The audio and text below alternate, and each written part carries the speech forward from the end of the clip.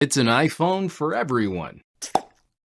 I recently published a video looking back at the original iPhone SE, the conditions that brought it into existence, and the similarities we see in Apple today, bringing this new SE to market. Apple's take on a mid-ranger phone is compelling. Like the original SE, there's a charm here. It's a balance of familiarity and budget pricing. For a few obvious advantages, I feel there's a danger of overselling or overhyping what this phone is. This is a gadget with pros and cons like any other. A lot of this conversation has been fixated on the chipset. A13 Bionic and a $400 phone. Whoa. I've said it before, and I'll probably say it again. Getting this powerful engine in a cheap phone does not mean you're getting an iPhone 11 Pro for cheap. You're getting an upgraded iPhone 8. We shouldn't be upset by that idea. It's actually kind of cool. The design is one of my favorite aspects of this phone. Tech nerds who whinge on about tiny differences in bezels or curves on glass devices have been off the plot for years. Apple has been selling the iPhone 6 form factor this whole time, and the new SE shows this shell still has plenty of life left in it. I've never thought bezels are a deal breaker, and dead space on the front of a phone can be used for practical benefit. Face ID has never been that great. It's never worked with my mirrored Ray-Bans. It really sucks now that I wear a mask when I'm going out. Losing the home button required a bunch of dumb UI changes for taking screenshots, approving app purchases, unlocking the phone, or even just turning the phone off. We had to jump through dumb hoops to replace the function of this button, and each individual solution, action, and gesture on its own is inferior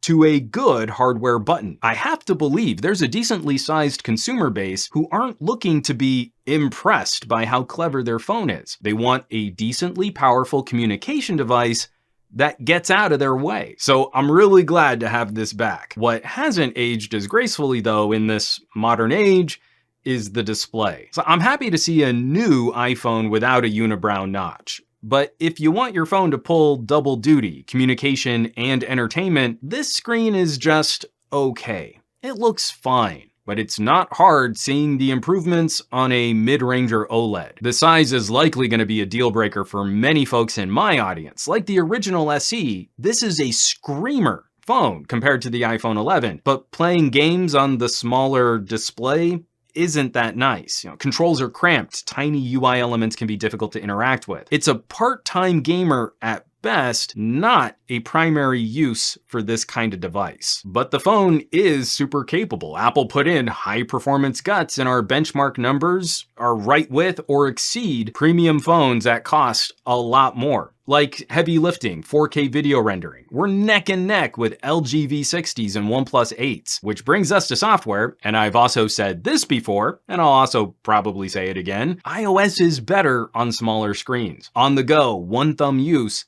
this phone is fantastic. It's been a bit frustrating how larger phones kind of make you pause your whole day to use them. The SE is even a step improved over a smaller iPhone XS or 11. Home button is simpler to operate than a home swipe. A swipe up for your quick settings is better than having two different swipes from the top of the screen for settings and notifications. Multitasking is a touch more reliable, and you can reach all edges of the phone screen easily one-handed. iOS in this form factor absolutely excels at brief information delivery, short interactions. Get out of your way and get on with your day. Plus, we can be pretty confident that Apple will update core operating system components for years to come. But I feel like we should point out that while there is less operating system fragmentation on iPhones, there's a fair amount of feature fragmentation. The more I use the iPhone SE, the more upset I get about my iPhone XS. A major feature like force pressing was largely abandoned. And apparently my formerly $1,000 iPhone is not powerful enough to get the new camera UI. The SE has this new camera layout, but the iPhone XS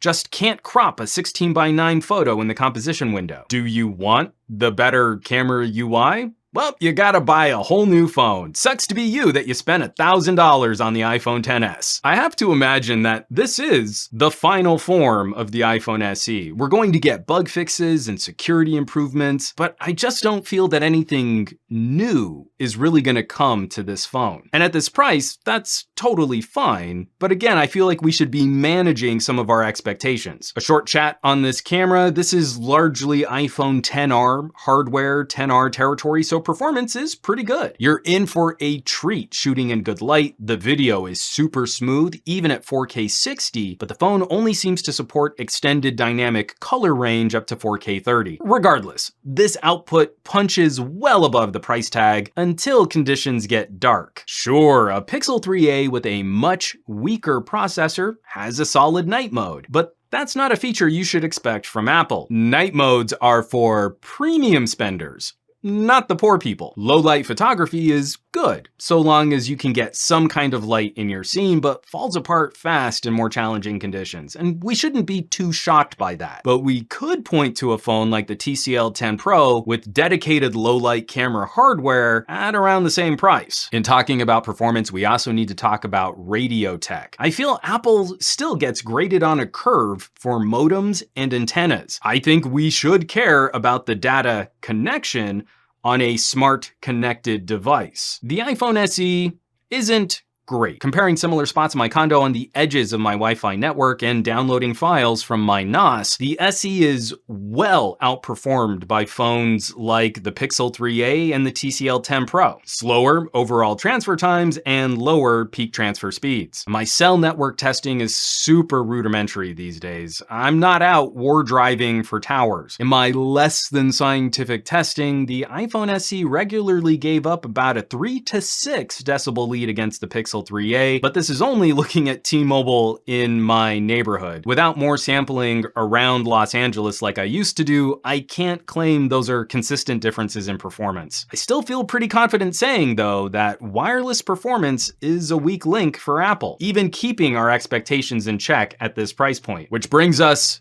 to the weakest aspect of owning the SE. This is not good battery life for a modern powerful phone. Pairing a top-of-the-line chipset with the absolute smallest battery found in any phone this year is kinda not a good idea. Looking at my video streaming test, this runtime was adequate a couple years ago. If I'm being kind, I'd call it lean today.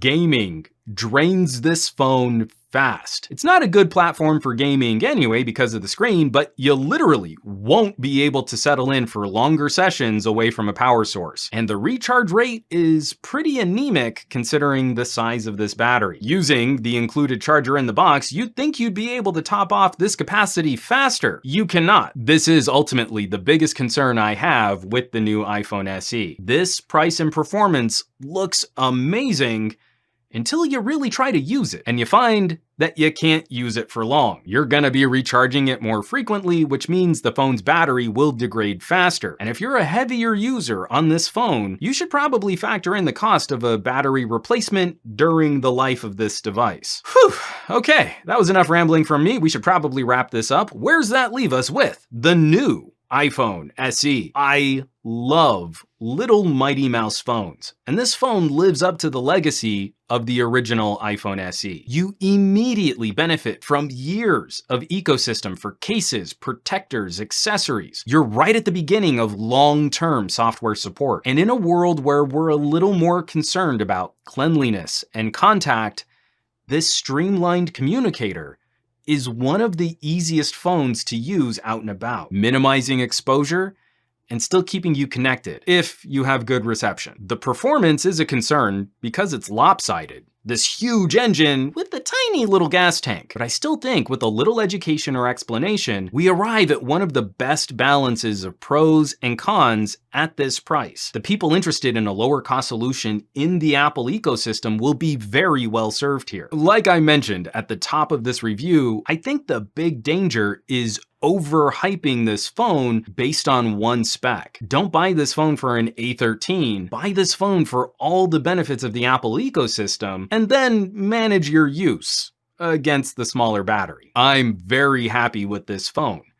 And with the right expectations, I think a lot of people are going to love this Mighty Mouse. As always, thanks so much for watching, for sharing these reviews. Sharing is super critical these days, and subscribing to the channel. More than just praising or criticizing a gadget based on SEO popularity, we want to take a minute to live with a phone before we start belching out a review. Folks are leaning on their tech harder than ever before. So I think it's worth spending a bit more time to dig a little deeper. If you would like to help support the production of these conversations, there are some links in the description below. There is the support page on SomeGadgetGuy.com, but you might also consider joining the list of names currently scrolling by on your screen. That's a growing community of fun, like-minded tech pals, a huge resource for me as I'm planning future videos and reviews.